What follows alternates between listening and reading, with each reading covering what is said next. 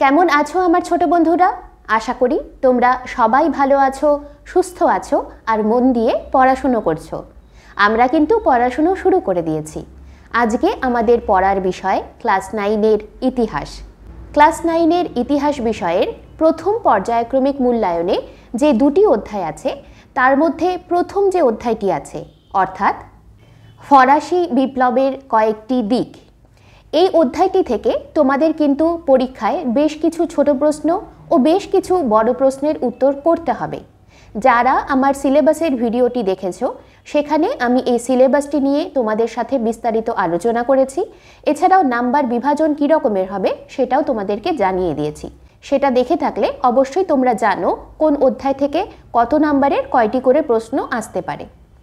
এছাড়াও এই অধ্যায় থেকে আসতে পারে এমন ছোট প্রশ্ন নিয়ে আমি কিন্তু দুটো ভিডিও আগেই তোমাদেরকে দিয়েছি। সেই দুটো ভিডিওতে অনেক ছোট প্রশ্ন ও তার উত্তর নিয়ে আলোচনা করা হয়েছে। অবশ্যই সেই ভিডিও দুটো তোমরা দেখো, সেখান থেকেই কিন্তু সামনের পরীক্ষায় অন্তত 8 নাম্বারের প্রশ্ন তোমাদের আসতে পারে। তাই সেই ভিডিও দুটি তোমাদের জন্য খুবই গুরুত্বপূর্ণ।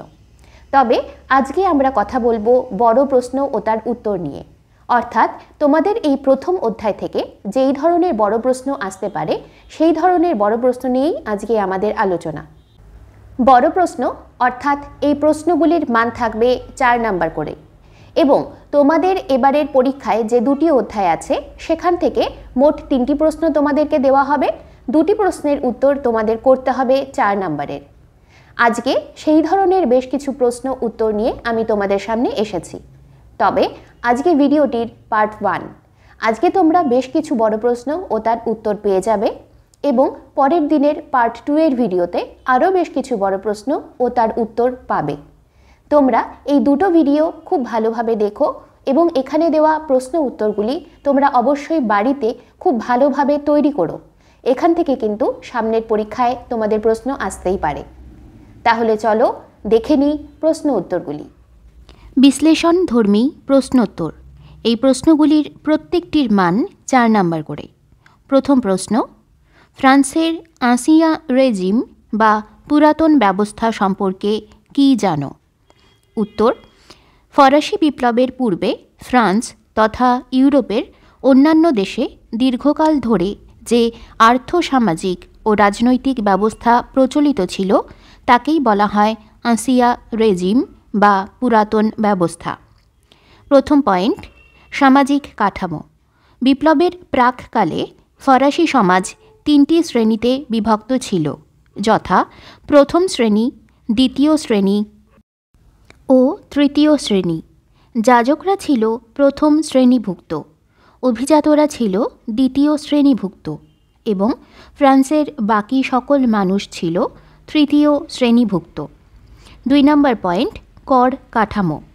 প্রথম শ্রেণী দেসিম ও এক প্রকার স্বেচ্ছাকর ছাড়া অন্য কোনো কর রাষ্ট্রকে দিত না। অন্যদিকে মোট রাজস্বের 97% বহন করত তৃতীয় সম্প্রদায়ের মানুষ। এরা রাষ্ট্রকে টেইলি, গ্যাবেল, এডস, ক্যাপিটেশন প্রভৃতি কর, গির্জাকে টাইথ এবং সামন্ত প্রভুকে করভি, স্যাম্পর্থ, বোনালিতে প্রভৃতি কর দিতে বাধ্য হতো। 3 নম্বর পয়েন্ট, দৈব রাজতন্ত্র। ফ্রান্সের বুর্ব বংশীয় লুই রাজারা দৈব রাজতন্ত্রে বিশ্বাসী ছিলেন। রাজারা নিজেদের ঈশ্বরের প্রতিনিধি বলে মনে করতেন। এজন্য তাঁরা তাঁদের কাজের জন্য কাউকে জবাবদিহি করতে রাজি ছিলেন না। 4 নম্বর পয়েন্ট, স্বৈরাচারী রাজতন্ত্র। লুই রাজারা ফ্রান্সে এক দম বন্ধ করা স্বৈরতন্ত্র প্রতিষ্ঠা করেছিলেন। জনগণের স্বাধীনতা বলতে কিছু ছিল না। সেখানে শাসনের নামে চলত শোষণ। ইন্টেন্ডেন্ট নামক রাজকর্মচারীদের অত্যাচারে মানুষ ছিল দিশেহারা। বিচার ব্যবস্থায় কোনো সমতা ছিল না। বিচারের নামে চলত প্রহসন। তাই বাস্তিল দুর্গ নিরপরাধ মানুষে ভর্তি থাকত। 5 নম্বর পয়েন্ট, উপসংহার। ফ্রান্সে আঁসিয়া রেজিম বা পুরাতন ব্যবস্থার বিরুদ্ধে ফরাসি বিপ্লব সংঘটিত হয়েছিল। এর ফলস্বরূপ গড়ে উঠেছিল নতুন সমাজ ব্যবস্থা। 2 নম্বর প্রশ্ন, বিপ্লব পূর্ববর্তী ফ্রান্সের সামাজিক কাঠামো কেমন ছিল? উত্তর, বিপ্লব পূর্ববর্তী ফ্রান্সে সমাজ 3টি শ্রেণীতে বিভক্ত ছিল, যথা প্রথম শ্রেণী, দ্বিতীয় শ্রেণী ও তৃতীয় শ্রেণী। রাজা, রানী ও রাজ পরিবারের সদস্যরা ফরাসি সমাজের শীর্ষে অবস্থান করতেন। প্রথম পয়েন্ট, প্রথম শ্রেণী। ফরাসি বিপ্লবের সময় যাজকদের মোট সংখ্যা ছিল 1,20,000। দেশের মোট জনসংখ্যার মাত্র 0.5%।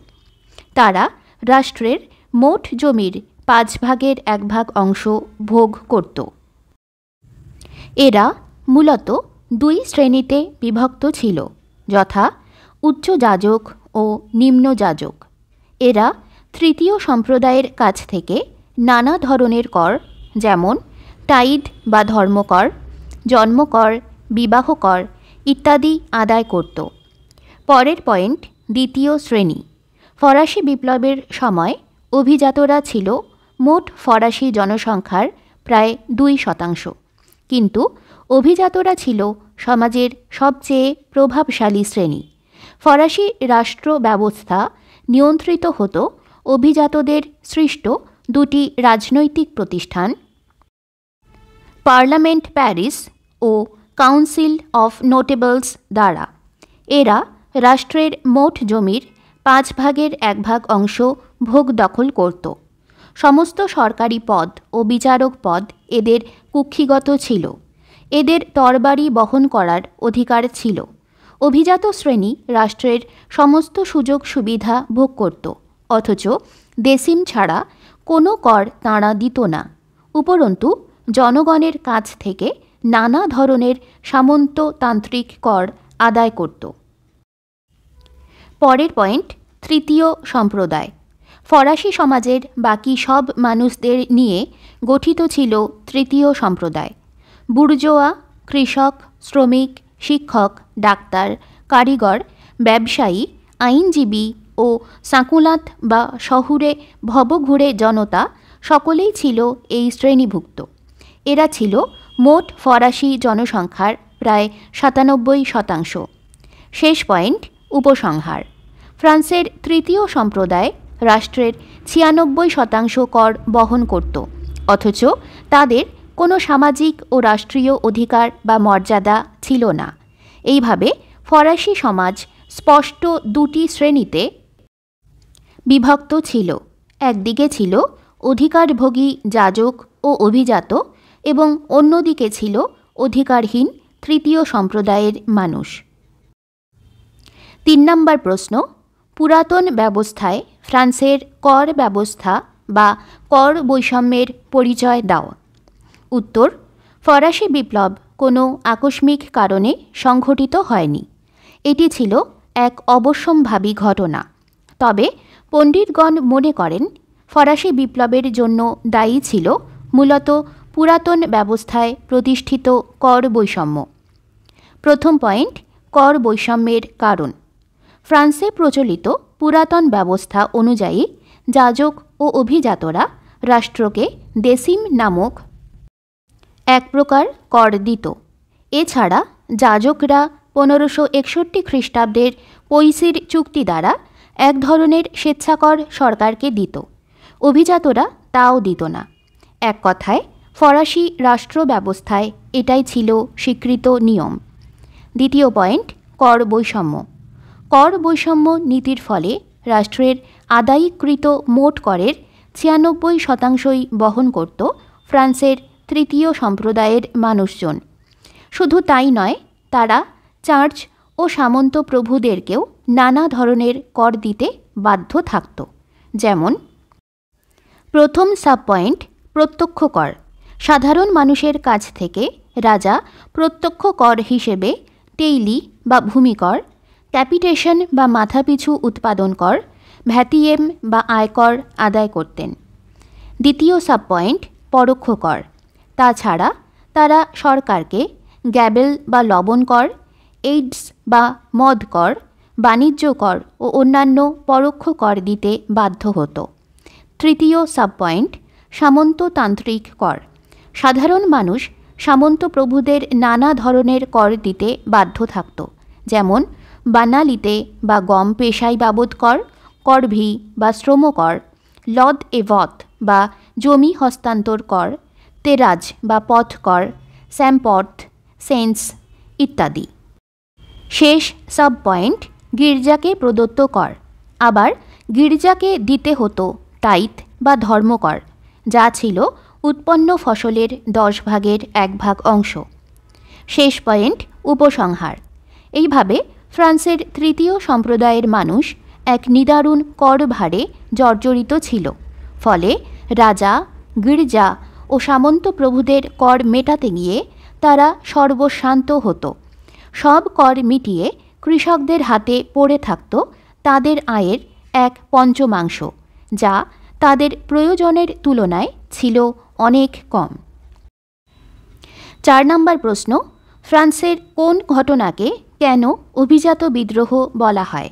উত্তর, 1789 খ্রিস্টাব্দে সংঘটিত ফরাসি বিপ্লব ছিল আধুনিক বিশ্বের ইতিহাসে এক তাৎপর্যপূর্ণ অধ্যায়।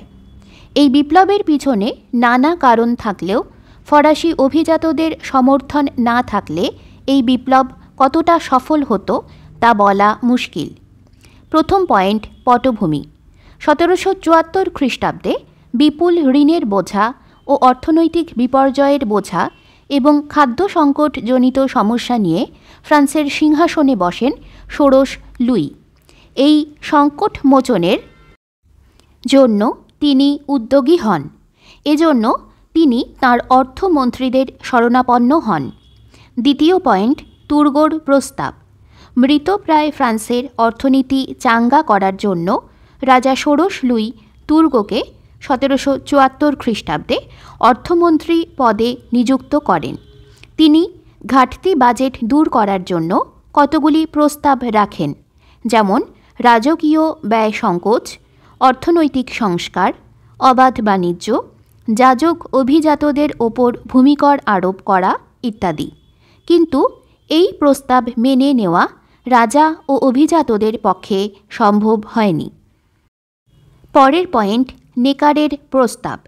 অভিজাতদের চাপে রাজা ষোড়শ লুই তুর্গকে সরিয়ে নেকারকে 1776 খ্রিস্টাব্দে তাঁর স্থলাভিষিক্ত করেন, কিন্তু তাঁর প্রস্তাবও তাঁদের স্বার্থবিরোধী হওয়ায় তাঁকে পদচ্যুত হতে হয়। পরের পয়েন্ট, ক্যালনের প্রস্তাব। পরবর্তী অর্থমন্ত্রী হন ক্যালন, 1783 খ্রিস্টাব্দ থেকে 1787 খ্রিস্টাব্দ। তিনি ফ্রান্সের সকল শ্রেণীর ওপর ভূমিকর ধার্য করার সুপারিশ করেন, করভি প্রত্যাহার করার কথা বলেন। এক্ষেত্রেও তাঁর প্রস্তাব অগ্রাহ্য হয়। এই অবস্থায় তিনি কাউন্সিল অফ নোটেবলসের শরণাপন্ন হন। এই কাউন্সিলের সদস্যরা ছিলেন প্যারিসের গণ্যমান্য অভিজাতরা। রাজা বিশেষ প্রয়োজনে এই সভা ডাকতেন, কিন্তু এই সভার সদস্যরা ক্যালনের প্রস্তাবের তীব্র বিরোধিতা করেন। ফলস্বরূপ চাপে পড়ে রাজা ক্যালনকে পদচ্যুত করেন। পরের পয়েন্ট, ব্রিয়ার প্রস্তাব।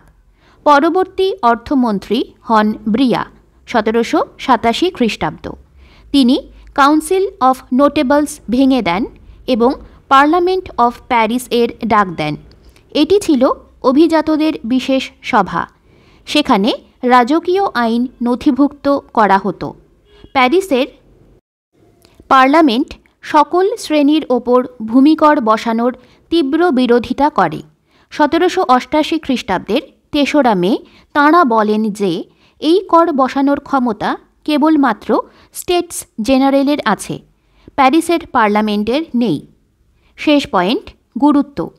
শেষ পর্যন্ত অভিজাতদের চাপে পড়ে রাজা ষোড়শ লুই 1789 খ্রিস্টাব্দে স্টেটস জেনারেলের অধিবেশন ডাকতে বাধ্য হন। এইভাবে ফরাসি বিপ্লবের সূচনা হয়।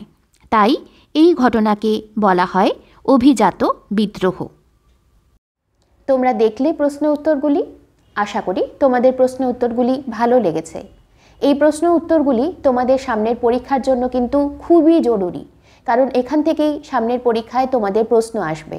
তাই বাড়িতে খুব ভালোভাবে মন দিয়ে এই প্রশ্ন উত্তরগুলি তোমরা তৈরি করো। আজকে এই পর্যন্তই। তবে যাবার আগে তোমাদের কাছে আমার একটি ছোট্ট অনুরোধ, যদি তোমাদের আমার এই ক্লাসগুলো ভালো লাগে, যদি মনে হয় আমার পড়ানো তোমাদের ভালো লাগছে, তাহলে আমার চ্যানেলে একটা সাবস্ক্রাইব করে দিও, ভিডিওটাতে একটা লাইক দিও, বন্ধুদের সাথে শেয়ার করো। আজকে এই পর্যন্তই। পরের দিন তোমাদের সাথে আবার দেখা হবে পার্ট 2 এর ভিডিওটি নিয়ে, যেখানে আমি আরও বেশ কিছু বড় প্রশ্ন ও তার উত্তর নিয়ে তোমাদের সাথে আলোচনা করব। অবশ্যই তোমরা সেই ভিডিওটিও দেখো।